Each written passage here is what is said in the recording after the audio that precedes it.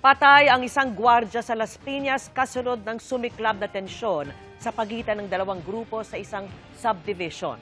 Ang ugat ng gulo sa pagtutok ni John Consulta.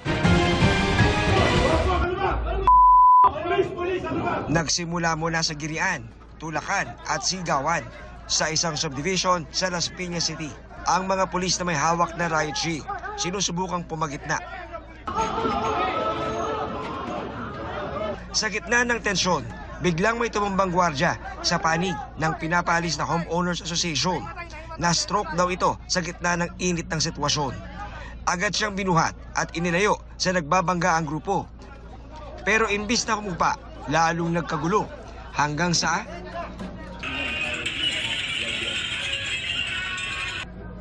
maya-maya lang, tuluyan ang napasok ng isang grupo ang tanggapan ng Homeowners Association kasama ang sheriff ng Human Settlements Adjudication Commission o HSAC ng DSUD. Ayon sa kabilang grupo, kinagulat daw nila ang marahas na paraan ng pagpasok sa kanilang opisina na nauwi sa pagkasawi ng isa sa kanilang gwardya.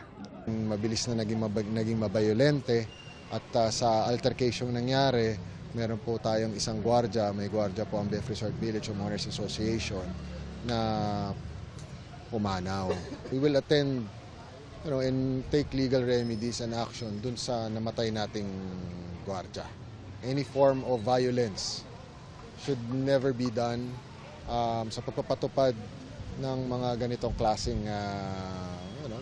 klaseng pagkakataon.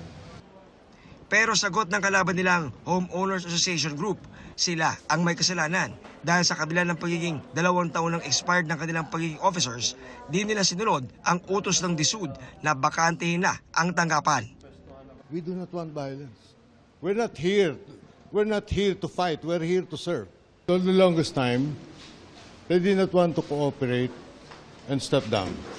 And if you read the writ of execution, the implementation of the writ of execution itself, okay, that they have to cease operation, step down and stop management of the HOA, and turn over all assets. If they cooperated, their guards were told to cooperate. None of the hustling, none of the commotion will happen.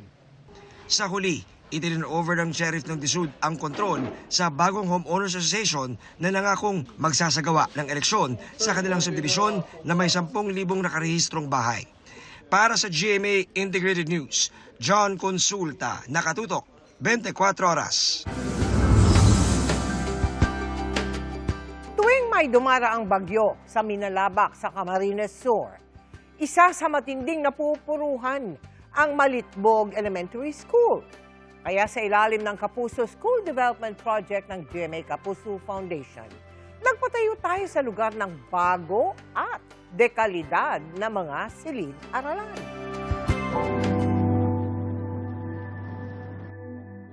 Nang manalasa ang bagyong Christine noong 2024 sa Minalabak, Camarines Sur, mga medalya ng mga anak ang ilan sa mga isinalba ni Annie ng bahain ng kanilang lugar.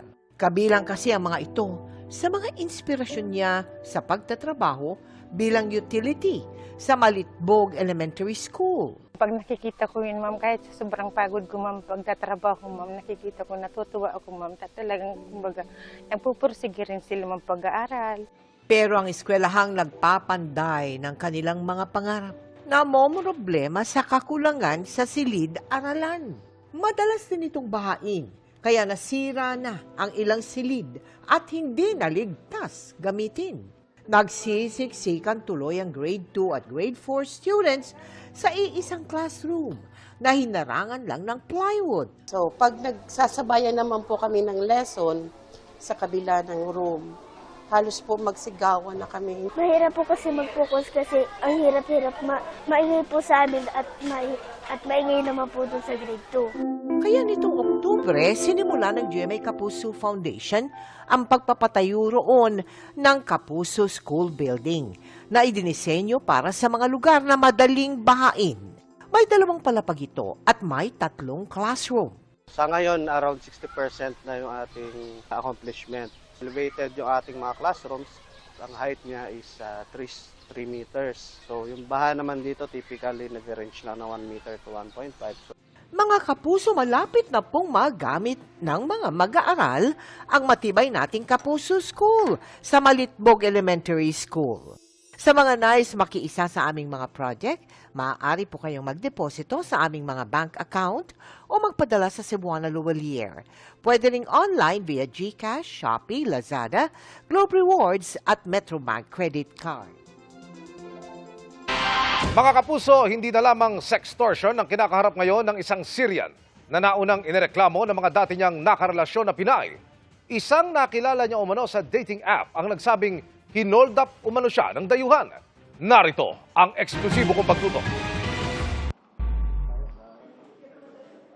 Inireklamo kahapon sa PNP Anti-Cybercrime Group ng isang online streaming actress at isang 20 anyos na nursing student ang kapwa nakarelasyon nilang Syria National na nakilala nila sa isang eskwelahan sa Dagupan, Pangasinan kung saan ito nag-aaral ng medisina. Ang reklamo laban sa dayuhan, sextortion. Isisend niya po yung fake video ko sa full family and relatives kung hindi ko siya bibigyan ng kalahating milyong piso. Nakakahiya po, masakit, mahirap. Nakakapagod na po yung ginagawa niya, tapos sobrang stress. Pagkatapos namin itong maipalabas kagabi kaninang umaga, isa namang 27 anyos na salon assistant na nabiktima rin daw ng dayuhan ang nagsadya sa aming opisina para magreklamo. Meron ako ipapakita sa iyong litrato. Gusto ko ikaw ang kumilala. Ito ba yung gumawa sa iyo nun? Yan po yung gumawa sa akin. Saka yun din po yung suot niya. Hinold up naman daw siya ng dayuhan na una nang inireklamo ng sextortion. Ayon kay Mark, hindi niya tunay na pangalan, nakilala niya sa dating app ang dayuhan at mabilis daw siyang niyaya na makipagkita. Maayos daw ang bonding nila sa simula pero laking gulat niya nang may biglang lumitaw na isang malaking lalaki sa likuran ng sasakyan. Ang hinawakan yung leg ko yun. Parang ginapos niya na ako.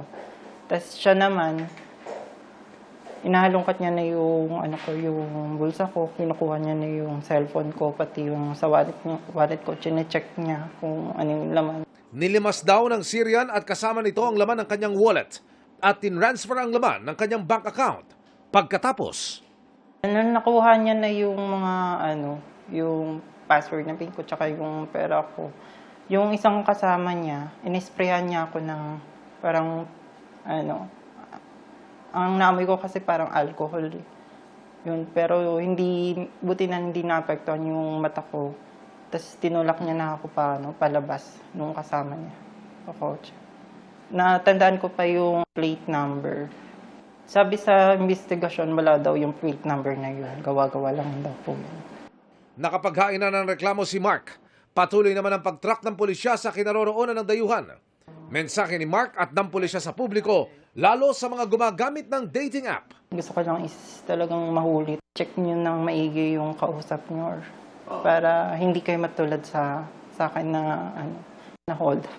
Sa mga gumagamit o tumatangkilik ng dating apps, maging maingat po tayo dito para maiwasan, mabiktima ng may masamang hangarin. Para sa GMA Integrated News, Emil Sumangil, nakatutok 24 oras. Inihahanda na ang reklamong isasampa laban sa driver na naghatid sa isa umunong hazing victim sa isang ospital sa Cavite. Suspect na siya, lalo't inabandona lang niya basta ang biktima. Mula sa Cavite, nakatutok live si Oscar Oida. Oscar! Yes, Vicky, pasado las 5 na hapon nang ilabas ng General Trias Police Station ang suspect upang dalhin ng Dasmariñas City para isailalim sa inquest. Isang case conference ang isinagawa kanina sa pakikipagtulungan ng General Trias at Dasmariñas Police para mabigyan ng hustisya si Kenneth Alcedo, ang pininiwalaang namatay dahil sa hazing. Matapos ang kalunos-lunos sa sinapit ng anak na si Kenneth Alcedo, halos di na anya matigil sa pag-iyak ang kanyang inang si Gemma. Di siya makapaniwalang wala na ang bunso. Walaan niya silang kamalay-malay na pumapasok pala sa frat si Kenneth. Bagaman may napansin siya nitong Sabado, isang araw bago ang malagim na pangyayari. Sabi ko, anak, bakit yung mukha mo ang lungkot, tapos parang namumutla. Sabi pa naman ng asawa ko, kaya dapat magpapacheck up bukas yan kasi baka talagang dala na yung sa may UTI o anong meron kasi bakit ihi ng ihi? Hindi na yung mabibitawan yung cellphone kaysa CR dinadala. Ang ama naman ni Kenneth na si June, halos maghapong nagbantay sa General Trias Police Station para matiyak na natututukan ng gusto ang kaso ng anak. Nakikita ko naman na ginagampanan talaga nila yung trabaho nila bilang mga pulis. Kanina, isang case conference sa pinangunahan ng PNP Provincial Director ang isinagawa sa General Trias kaugnay nito. Inihahanda na nila ang pagsasampa ng reklamo sa driver ng sakyang naghatid kay Kenneth sa ospital na sumuko kagabi. Nandito siya sa kustodiya natin at pinag-aaral natin kaso at may magpapile po tayo ng kaso. Kaya nga sir, nandito tayo para nakikase con tayo kung anong possible pasok siya doon sa RA 10053. Ang mga heinous crime naman sir, usually sir, yung reglementary period naman yan is 36 hours. Sa ngayon, nagtutulong-tulong na nila ang General Trias at Dasmariñas Police sa pagresolba sa kaso. Meron na tayo mga leads sa mga suspect at nangangalap tayo ng investigasyon ngayon ng mga ibang ebidensya pa as to the filing itong kaso na makasiguro natin na tatayo talaga at mapapanagot natin yung mga dito, yung mga culprit or mga salarin sa nangyaring kasong ito. Samantala, Vicky, nananawagan naman ang mga magulang ng biktima sa mga kaibigan, kaeskwela o sinumang may nalalaman sa sinapit ng kanilang anak na lumutang na at makipagtulungan sa mga otoridad para mabigyan ng hustisya si Kenneth sa lalong madaling panahon. Vicky? Maraming salamat sa iyo, Oscar Oida. Magandang gabi mga kapuso. Ako po ang inyong Kuya Kim na magbibigay sa inyo ng trivia sa likod ng mga trending na balita. Walang kamalay-malay ang isang content creator mula Bohol na ang pugita o octopus na kanyang dinampot at ginawa ng content, isa pala sa mga tinuturing na pinakamakamandag na nilalang sa dagat. Kumusta kaya siya?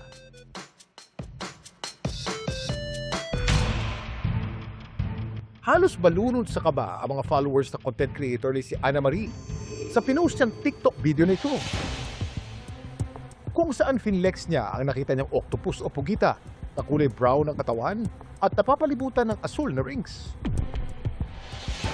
Nung nasa dagat po kami, may mga pinupulot po kaming halamang dagat doon. Tsaka may nakita po akong octopus at pinulot ko po ito at hinawakan sa kamay ko. Ayon sa mga komento, ang hawak-hawak niyang pugita, hawig daw sa isang klase na makamantag na pugita. Ang taglay na venom, kaya raw makapatay ng 20 katao. Ang blue-ringed octopus.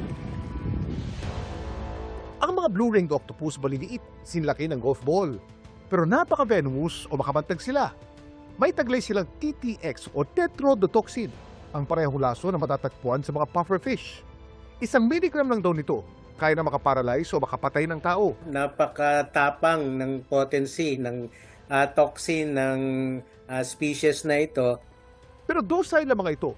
Ibig sabihin, hindi nila agad-agad ginagamit pang atake ang kanilang venom. Swerte raw si Ana Marie na hindi siya nasampulan ng tinampot niyang blue-ringed octopus. Gumapang lang po siya sa kamay ko tapos tumalon po. Pagkatapos niyang tumalon, lumayo na po siya sa dagat. Gayunpaman, huwag din daw makampante. Sakali mong makakita ng blue-ringed octopus sa dagat, huwag itong lalapitan o hawakan. Iwasan, huwag paglaruan. Kalimitan yung mga incidents nito is accidental. Pag naku-corner sila, pag natitreaten, napoprovoke, doon lumalabas yung kanilang medyo bangis din. Ngayong malapit ng summer, ito raw isa pa sa mga lamang dagat na dapat iwasan kapag nakita sa beach. Kuya Kim! Ano na? Ang mga box jellyfish ay tinuturing na isa sa pinakamapanganib na hayop sa dagat. Ang sting ng mga tentacles o galamay nito na umabot ng 3 meters o higit pa, napakasakit. May hahambing din sa matinding paso o di kaya sa electric shock. Nagtataglay kasi ng mga libu-libong microscopic stingers o nematocysts na naglalabas ng lason kapag dumidikit sa ating balat. Kapag na-sting ng jellyfish, buhusan agad ang apektadong bahagi ng katawan ng suka bilang paunang lunas. Huwag itong kukuskusin at humingi agad ng tulong medikal. Samantala, para malaman ang trivia sa likod ng viral na balita, i-post o i-comment lang, #Kuya Kim. Ano na? Laging tandaan, importante ang may alam. Ako po si Kuya Kim at sagot ko kayo 24 oras. 2026 na, pero hindi pa rin nagbabago ang pagtingin ng marami sa mga babae. Sa pinakahuling SWS survey nga mahigit 80% pa rin ng mga Pilipino ang naniniwalang ang pangangalaga sa bahay at pamilya ang kanilang tungkulin. Dahil din sa prejudice o ang hindi patas na pagtingin kung kaya umano gano'n na lang ang ginamit na pananalita ng isang kongresista tungkol kay Ann Curtis. Pero ang sabi ng aming mga nakausap, hindi na yan dapat kinukonsinti. Ang boses mo, pakinggan natin sa pagtutok ni Joseph Moro. Hindi nga pwede yun eh. Umani ng iba't ibang reaksyon ang binanggit ni Quezon City 4th District Representative Bong Suntay sa pagdinig kung may batayan ng impeachment complaint laban kay Vice President Sara Duterte. Nakita ko si Ann Curtis, ang ganda-ganda pala niya. May desire sa loob ko na nag-init talaga. Na-imagine ko na lang kung anong pwedeng mangyari. Pero siyempre, hanggang imagination na lang yon. Pero di naman siguro ako pwedeng kasuhan dahil kung ano-ano yung na-imagine ko eh.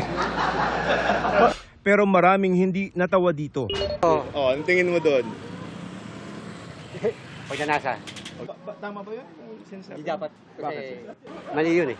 Siyempre enraged tayo. Bakit? Women's Month pa. Nakaka-open siya. May halo siyang mali siya. Ang dating sa mga kababaihan. Gusto sanang ihalin tulad ni Suntay ang na-imagine niya lamang at hindi pa anya ginagawa sa banta ni Vice President Sara Duterte na ipapatay sina Pangulong Bongbong Marcos at First Lady Lisa Araneta Marcos na mangyayari lamang kung may pumatay sa bise. Iba rin umano ang na-imagine niya. May desire na nag-init. Ang ang interpretasyon ko doon, nakita ko yung crush ko. At ang imagination, na-imagine ko na nililigawan ko siya at naging girlfriend ko siya. Hindi naman malicious.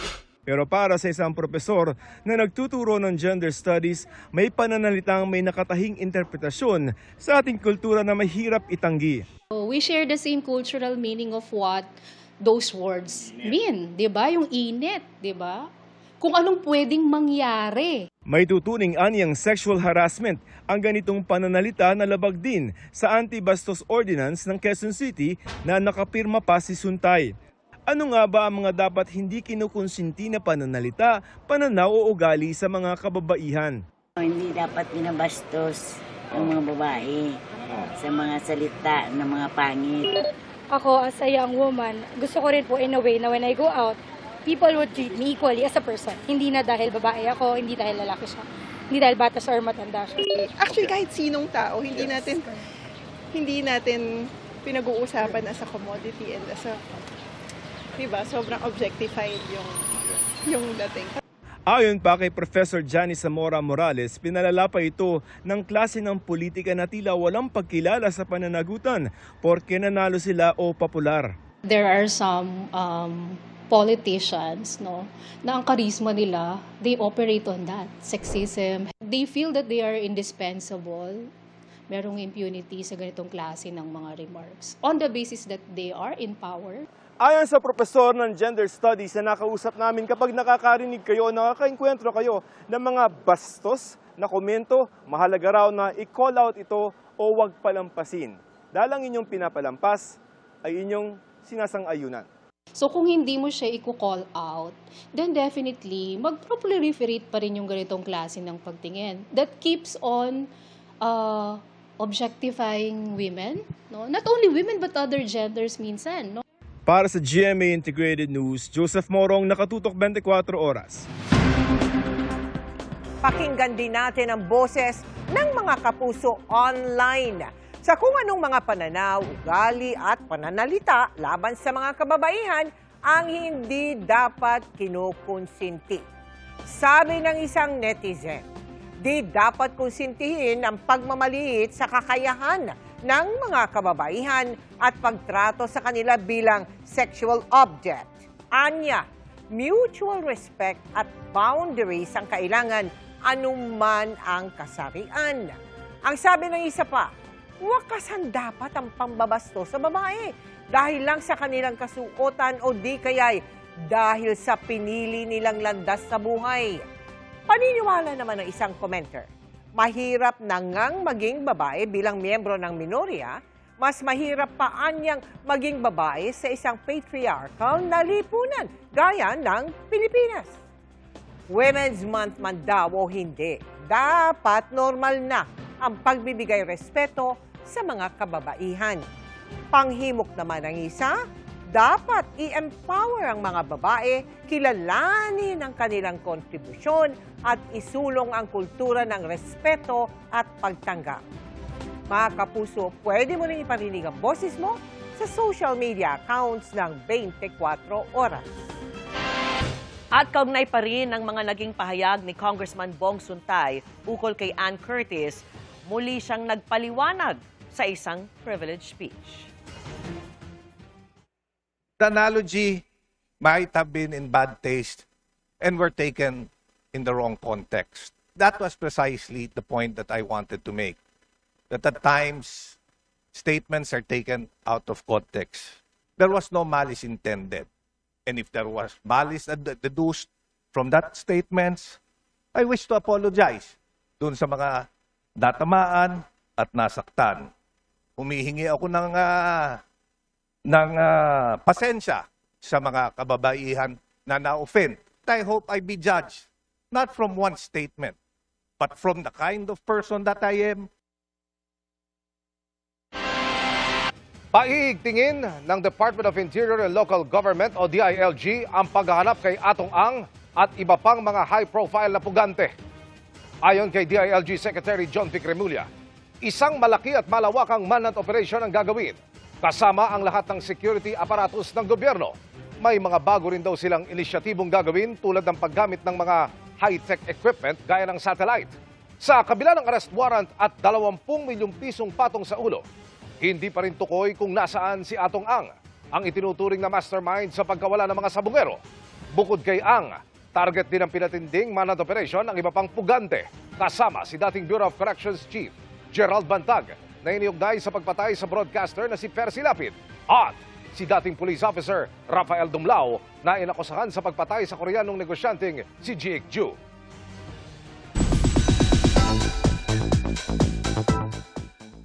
Mula sa pagiging excited lang sa pagpasok sa bahay ni Kuya hanggang sa tanghaling second big placers ng PBB Celebrity Collab Edition 2.0, full circle moment ang naging journey ni na Heath Hornales at Crystal Mejes.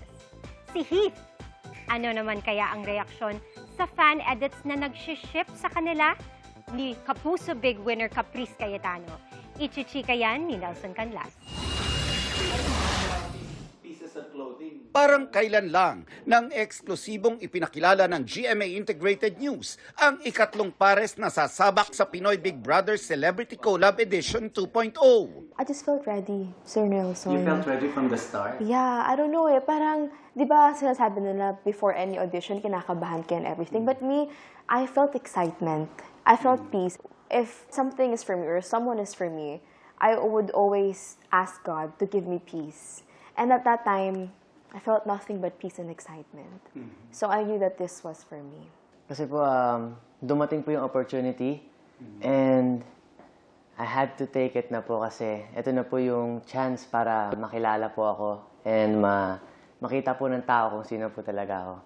More than 4 months later, muling nakausap ng GMA Integrated News sina Heath Hornales at Crystal Mejes. Pero ngayon, bilang Pinoy Big Brother Celebrity Collab Edition 2.0, second big placers na. Batid ng dalawa na malaki ang mababago sa kanilang buhay ng experiences nila sa loob ng bahay ni Kuya. Adjusting, parang, syempre it's a bit hard din po kasi ang dami pong mata sa akin po, ang dami pong nakakilala sa akin. And there's stuff that I can't do anymore na I usually do or like hang out with my friends outside, you know. Pero masaya naman po ako na sobrang dami pong support na nakukuha ko po sa kanila. And I'm really thankful na meron pong lahat ng ganun. Pag-amin ni na Crystal at Heath, minsan ay overwhelming ang natatanggap nilang atensyon. Tila nalula nga raw si Crystal sa dami ng messages niya nang muli niyang buksan ang kanyang cellphone. Siguro I will make a conscious effort talaga to put it away muna, yung phone. It's interesting to know, ilan ang unread messages mo nung pagbukas mo ng Ang cellphone? dami po, super dami. Super dami. Super dami. But honestly po, I try to read talaga yung mga messages. Binabasa ko po talaga siya isa-isa. Kasi it means so much to me po. Wala na raw break para sa dalawa dahil trabaho na ang gusto nilang gawin as soon as possible. Nakaka-excite daw kasi ang naibigay sa kanilang platform at kung paano ito makakapagpasaya at makaka-inspire ng fans. Gusto ko na pong umarte. Gusto ko na pong mag-taping. Wala mo ng bakasyon? Wala, work po muna ako. Work po muna. Gusto ko na pong umarte. So, sana po magkaroon lang po ng opportunity. Nagbigay naman ng reaksyon si Heath tungkol sa pag-ship sa kanya with co-housemate Caprice Cayetano. Malinaw daw para sa young star ang friendship nila ni Caprice. Tuwang-tuwa naman siya sa mga cap-hit lang na mga post at edit. Nakakatuwa po siya kasi napapasaya din po namin yung ibang mga housemates sa loob po. And ayun, I'm open naman po with anyone po din for work. So I'm open naman po for anyone. And ayun, natutuwa lang po ako tuwing nakikita po yung mga ganung posts or mga ganung comments po sa amin. And it's nice to see people na parang enjoying what we do. Nelson Canlas, updated sa Showbiz Happening.